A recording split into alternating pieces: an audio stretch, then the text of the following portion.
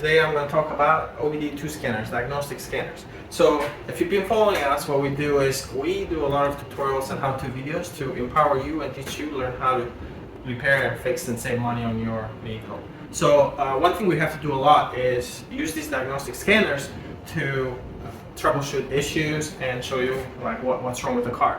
But I want to do a video about choosing the right OBD2 scanner. We've been able to test a lot of them and use them. And one thing that frustrates me is that there's a lot of websites out there that tell you like best OBD2 scanner, and they usually go off of Amazon reviews, and it's people who have never even used any of them at all, and they're telling you what's best. Now, I will share a lot of information on this video, but at the end of it, it's our experience and opinion, so keep that in mind. So before I even dive into telling you what is the best OBD2 scanner, I want to clarify one thing that's very important, and that is understanding how these vehicles are made.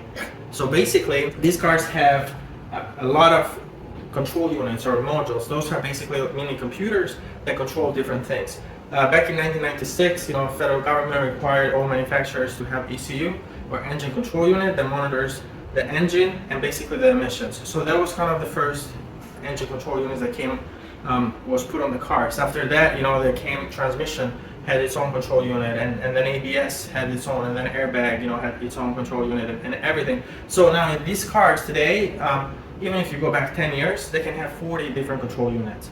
Now the main one is the engine control unit, and that's what triggers your check engine light. Just the other day, I walked into a store, a local auto parts store, and I'm seeing $100 for a check engine scanner. Basically, it had a big box, and a scanner like that, you've got to understand what is that scanner is capable of doing. Is it going to be able to read and clear codes from the engine control unit? Can you do airbag? Can you do transmission? Can you do other control units? So that is very important. So a lot of these scanners, sometimes big ones, big in shape, but not necessarily that do a whole lot more, they will only diagnose your check engine light. So you gotta understand that first. So here, for example, we have a few different ones, and that's all they do. But when it comes to the check engine light, if that's all you're trying to figure out, really you shouldn't be spending more than $30 on a scanner. There's scanners out there that will read and clear your check engine light. The cheapest one is probably this, that is called ELM327 adapter. You can just buy this, it's pretty inexpensive, and then there's free apps you can install on your phone, pair it, and then it'll be able to tell you the codes in the description. There's some more expensive scanners, like this fixed scanner. You see those all over the web because there's a lot of money being spent on promoting this. We have tested it. This also does the same thing that this does. So basically, all you can do is read and clear codes from your check engine light. Sure, it has an app that tells you, the severity or gives you some tips of what's wrong, but once you get the code in the description, you should go and do some research and try to understand it. So that's not any information you can't find anywhere else. This has a menu in there, has icons for ABS, for example, diagnosing the ABS control module or things like that. But at the time we were testing, it did nothing. Like those just explain to you what the airbag light is and things like that. Now there is some more advanced ones, like the Blue Driver. The Blue Driver works on domestic cars, like Fords, for example. It's able to read and clear codes and view some live data from sensors and things like that on all control modules. But it only works on specific makes. So before you buy it, make sure that does it cover your particular vehicle. We have the ThinkDiag. This is a new scanner in the market. This also uses your phone. You can get, the way that one works is it can read and clear codes and even do some resets and view live sensor data on all the modules on the vehicle. But the way that is structured is one, you have to buy the software for whatever make you're using. And the second one is it's a yearly subscription. We actually had a subscription. We purchased like all the makes for it, and then a year later, now we have to buy it again. So it can get pricey. It might be pretty appealing at first, but when you realize you have to do that monthly subscription, it gets a yearly subscription. It gets pretty expensive. So we have scanners that are also here that we've tested, like the AutoTel is a pretty popular brand. It can do all makes and models. And you can activate the sensors and view live sensor data. We have the launch creator. One thing that we see with a lot of these scanners is that sometimes you want to check vehicle coverage coverage and then system coverage. So if you just want it for, let's say, BMW, and that's what you care about, then you might find one scanner that is going to be cheaper than having all the makes, coverage for all the makes. But after that, you want to check, does it cover all of the systems in the car? And that's the second thing. So you'll have some scanners that what they do is they support 4 or maybe 2 control units on the car, like that would be the main ones. So basically they support your engine control unit, they support your airbags, transmission, and then ABS and SRS. So they might have coverage for those 4 systems and on pretty much on any make and model. So you can get a scanner like that too if that's all you care about. But keep in mind, if you got issues with the blind spot or the air conditioning system or seats or any other thing on the vehicle, then you won't be able to diagnose it. So, so that's basically, those are the 2 main things that you want to keep in mind. Am I buying a scanner that's going to cover only my specific make, or do you want a scanner that will work on different makes, especially if you got different makes in your garage, or if you help friends and family, you probably want a scanner that can diagnose different brands, not just one. And then the second one, you want a scanner that can diagnose different systems. So ideally, you want to diagnose all the systems. So I would skip the scanners that only do 2 or 4 systems and just go one that does all control units. Now, on top of that, now when you look for a scanner like that, they do start to get a little more expensive, but they're usually worth the investment because it's just saving sometimes 1 or 2 trips to going to the mechanic or to the dealer, and we'll just pay for that scanner on its own. So what we did is, after we tested a lot of these things, we're kind of disappointed with the fact that some of the scanners only do 1 make or 2 makes. So for example, like they might do Hyundai and Kia, or if you got something like that, we got iCar software. It comes just for Mercedes, and you can buy a different scanner for BMW. So they had limitations on how many makes, what makes you can diagnose. Of course, you can buy there. Sometimes they'll have like a high-end scanner as well, but then you're getting close to $1,000 or higher. Like with a Snap-on, for example. With a Snap-on, a lot of repair shops use that. Not only is it expensive, it costs a few $1,000s to purchase, but then you have a yearly subscription. So we want a scanner that, or you would probably want also a scanner that it's able to work on all makes, ideally. It's able to diagnose all control units, starting with the engine, which is the primary one, but also transmission, airbag, traction control, window modules, climate control. These cars literally have, Mercedes here has got 40 plus control units on it, and even other brands like Hyundai's and Kia's and even Mitsubishi, for example, will still have 10 plus control units all installed on the car that you can diagnose. So now, diagnosing, this is where is another difference. So let's say you found a scanner that does all control units and all makes. Now there's 2 things that you need to look at.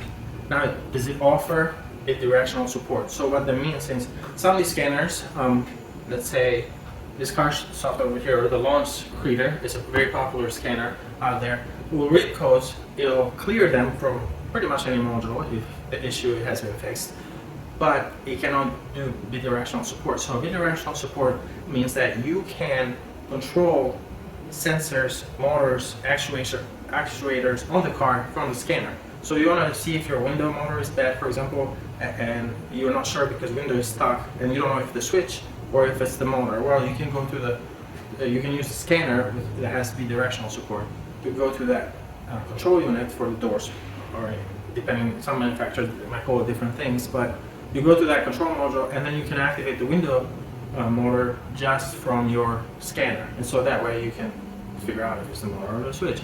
You can activate things like fuel pump and things of that nature. So that's very good for troubleshooting. These scanners out there that will read and clear codes on all control modules and work on all makes, and that's great. That's good. At least you need something like that. But they cannot do bidirectional support, meaning like they cannot do testing. If you have, for example, like air suspension, for example, you can't activate the air compressor to see if it works or not. So it's good to have one that does all makes and all control modules, but the next thing above that is having bidirectional support. Now there is another step above that, and that is to be able to do programming and coding. Now those are going to be scanners that repair shops have, or dealerships. That's what dealerships use a lot. They have scanners that can go and code the control unit. So if you replace, for example, an ECU, you have to code it. A lot of times you have to code it, not always, but certain control units on the car needs to be coded and others don't. But if you do need to have coding capabilities, now you're looking at several $1,000s, and those scanners require also most of the time a subscription, a yearly subscription, which that in itself can be $900,000. So that's the top of the line dealer level, and you probably, if you work on your own car, some friends and neighbors, it might not make sense to invest in something like that.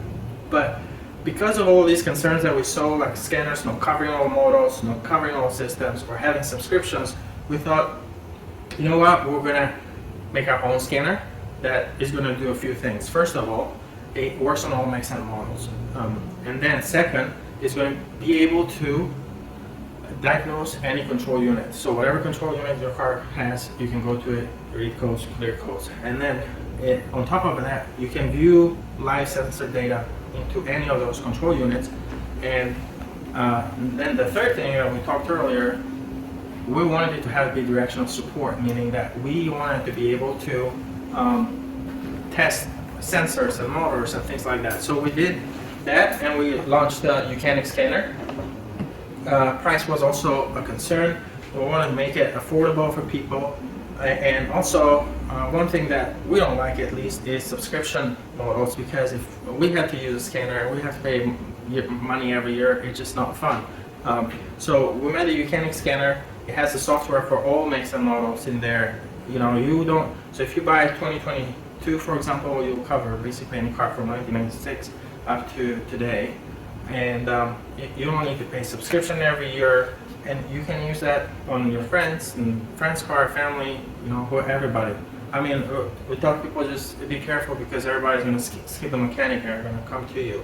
So that's the Ucanic scanner, and we do have a smaller version. This is the Ucanic, the OBD2 scanner. This is just for diagnosing your check engine light, and basically just reading codes and clearing codes from the engine control unit. It'll tell you if you can pass the emission, but if that's all you care, it's a good choice. But if you're looking to do more troubleshooting and basically do what a mechanic can do, with the exception of coding a new control module to the car, basically the Ucanic scanner will do all of that. And it does have a lot of reset functions in there as well. So if you're trying to reset the, let's say, steering angle sensor, or you want to reset, if you got a PDF, a diesel vehicle that has a diesel particulate filter, and you want to just reset that or run tests with that, you can do things like that. But those depend on the model, those reset functions. So, but we have integrated a lot of reset functions in there as well. But we're going to show you the Ucanic scanner a little bit and what it does, and that's currently is available in our website for purchase. But let's take a look at that and see what that can do. So here we have our test vehicle. This vehicle actually still runs, but it does have quite a few sensors, either damaged, disconnected. So this is also a hybrid, and we're going to go over how you can use this scanner. And even if you don't have access to the Ucanic scanner, you want to take a look at this and learn what you should be able to do with a scanner. And that's the purpose of this video, so that you can learn what we're talking about, control units, how you can see those and how you can read clear codes and do some testing with them. So we have connected this to the OBD2 port. So let's take a quicker and a deeper look at what you should be able to do with a good OBD2 scanner. So here we're looking at the home screen of the Ucanic scanner. Now we're going to take a look at this vehicle, but before I do that, let me show you a couple of things. First, you got maintenance, and this is where all the reset functions are. So if you want to reset different things, like maybe register or change that battery, reset transmission adaptation data, electronic parking brakes. If you're changing, let's say, the rear brake pads and you've got electronic parking brakes, then you would need to go there and release the parking brakes to put them in service mode, and then go ahead and change the brake pads and then put it back in normal position. You can see here a lot of settings, but these are basically all steering angle sensor, suspension, but they're not going to apply to every single vehicle. But if it does apply to your car, then you'll be able to get into that function. But let's go back to home. One other thing is that we do have a remote control feature here, so we can actually remotely connect to the scanner and help you if there's any if you need troubleshooting or anything like that. Now the next thing is, let's take a look at diagnostic, because this is where all the magic happens. Now as you can see here, we go under all, and we got support for pretty much every car out there, for every manufacturer. All right, so once you select the make, you're gonna need to select the model. Okay, but let's select Mercedes. That's what we're working on in this case. I remember the software for every make is already loaded in there. And then we did manual selection. The easiest thing to do is Smart VIN. We're going to do manual selection just to show you basically how this functions. And then this is a W221 chassis. So by doing a Smart VIN, you don't have to worry, because there's different chassis for the S-Class, for example. So if you do Smart VIN, it'll detect it. Instead of trying to figure out which chassis is the correct one, including the year, it needs to know if it's older than this year or younger than that. So let's go back. I'll show you how this Smart VIN works. Okay, so I pulled the VIN number of the vehicle, and this is the left-hand steering vehicle. All right, on the top over here, you can see the voltage. Now we have two things that we can do here. We can do a quick scan or select control modules. We're gonna go with quick scan first, and then we're going to come back and look at the control modules individually. The quick scan goes through all the control modules on the car and does a health check. It tells you what fault codes are present, and let's take a look at that. So click quick scan, and this is going to take a few minutes. As you can see here, is the first thing it's scanning is the engine control unit or motor electronics. This is when you have a basic OBD2 scanner, all you're reading a clearing code or doing anything, you're accessing that control module only. You might have one that does 4 control units, which is usually going to be your engine, transmission, airbag, and then the ABS. But as you can see here, this vehicle is going to have 40 plus different control modules. You can see there's an instrument cluster control module, and electronic parking brake has its own control module. So this is very common with your vehicle. See, the tire pressure monitoring system, it's its own thing.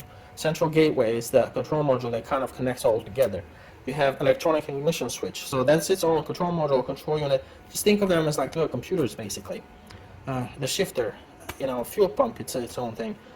Here, since this is a hybrid vehicle, it's electronic motor control unit. This would be your power electronic module, basically. This SGEM. And so, as you can see, they all have fault codes. Now, if you are just troubleshooting a car, most likely you're not going to get all these codes. There is a case where sometimes you might get quite a few codes. It's like if you had a car, the battery dies, and then you have all these low voltage fault codes all over the different control units. But usually they are not active codes, or they're called sometimes current codes, or maybe called hard codes. They're not any of those. So they're just stored or passive, depending on the scanner. It might be called stored, passive, or history. Those kind of codes mean that the car detected that issue in the past, let's say was low battery voltage. It triggered a code, but it's not a current issue, so it's past history, and it can be cleared. So those codes can be cleared. So this is going through it. So let's let it go through all of them. It takes about 3 to 5 minutes generally to go through all, especially when there's a lot of fault codes.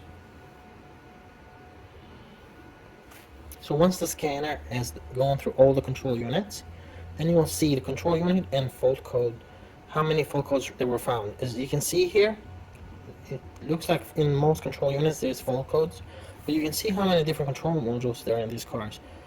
In this one, for example, there's a door control module for each of the seats, front, left, front, right. There's the sound control module, there's the tele aid, and there's we have 43 control units. So what you can do is you can click on this drop down arrow, and we can look at the control at this control unit. In this case, we're looking at engine control unit, and we can see all the codes that are in that one. All right, and we'll show you how to clear them as well. But before you can clear them, you got to pay attention to the status over here. If it says current, there is a current issue, you cannot clear those codes. As I said earlier, some might call these hard codes, current code. But if it's stored, meaning it was an issue in the past, those codes can be cleared. Stored and current, those cannot be cleared. So even if we run erase here and try to clear these codes, only the stored one will get cleared, the current one will not get cleared. Now here, if you run a race, it's going to try to go through all these control modules and clear codes from all of them. It's going to clear the ones that are stored, but not the current ones. Here, for example, we're looking at the transmission control unit. You can see all these codes.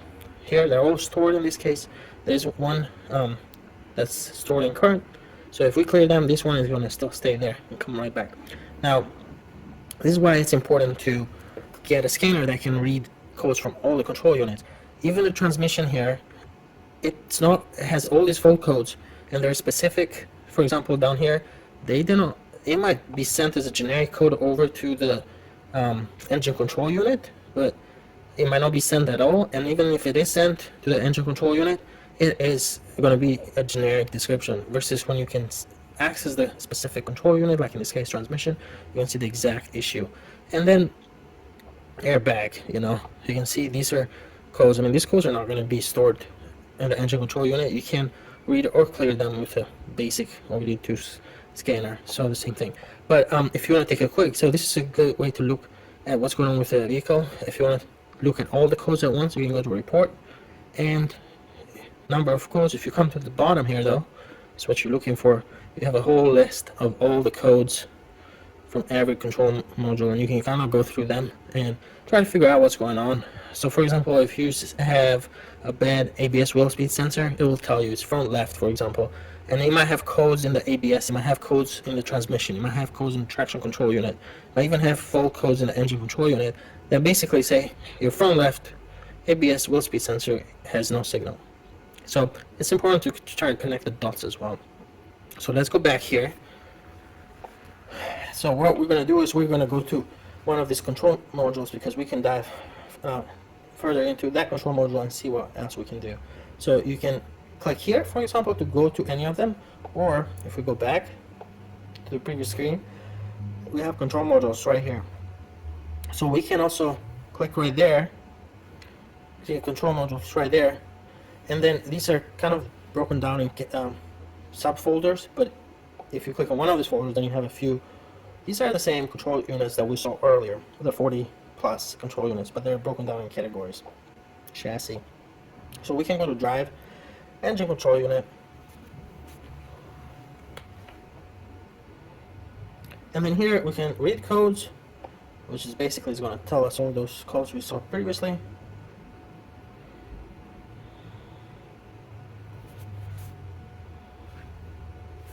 And as you can see, we can clear them, erase them here.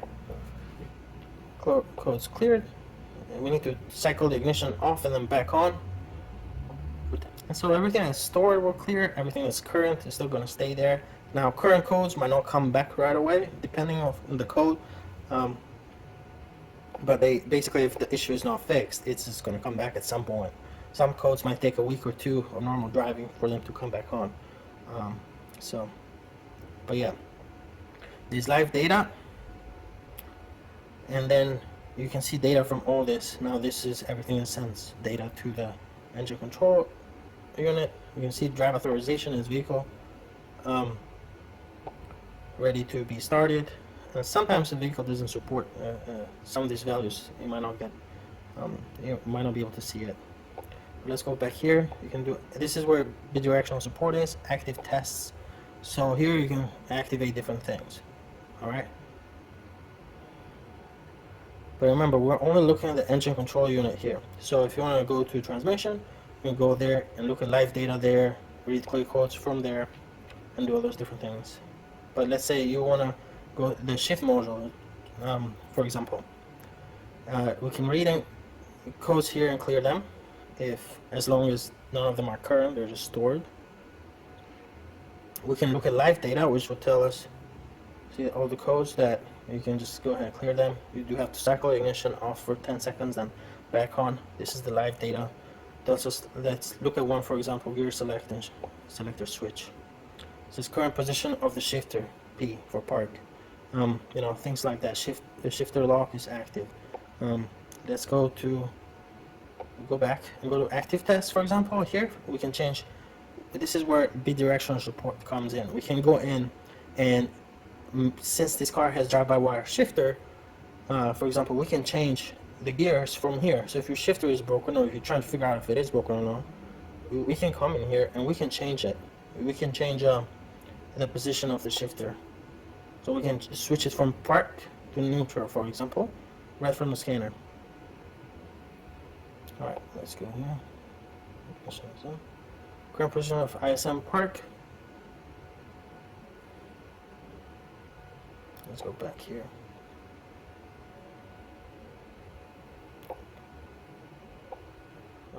Let's say move transmission into a neutral position now. This you gotta be very careful because the car will roll away if you put a neutral and there's no parking brakes. But so position is park. We can come down here with the instruction move transmission into neutral. So transmission is, you can hear that. Basically what it did, it's forced the transmission to go into neutral. So that's what bidirectional support can do. Like for example, if you have a car that won't start or maybe has an issue with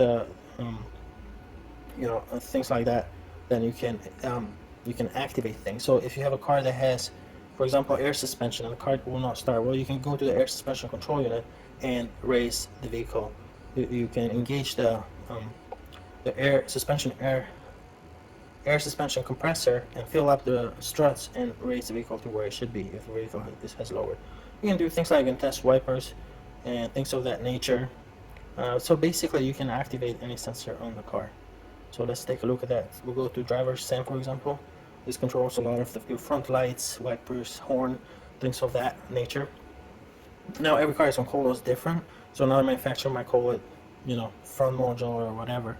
But you can see here we can read codes there, clear them. But also here we're going to do some activations. So we can activate the horns, steering column adjustment. You can use this, for example, windscreen wipers, windshield wiper motor, windshield wiper pump. All these things you can activate right from here. And this is good because you can use this for testing. Right there, we're testing the wipers. You can hear the wipers go on and off. And press 4 or 12 to switch it. Stage 1, stage 2, different speeds. So that's it. That's what you can do with the Ucanic scanner. Now a lot of scanners out there, of course, can do this, but they usually get close to. They're either going to be close to $1,000 or more, or they might not support all makes and models. Or if they're cheaper, a lot of times with the some of the other competitors, what they'll do is they'll make the software so it works for 1 year, and after a year you have to pay for that subscription. So basically, this is common, for example, with the Snap-on. That's used by a lot of shops. Every year you have to pay a subscription to use the Snap-on scanners. But this is the Ucanic scanner, and born out of our frustration by using all these different scanners, some of that not having supports for all cars, or not having supports for all control units, or not being able to basically activate components, and lastly, because some of them require subscription, and we're not a fan of that.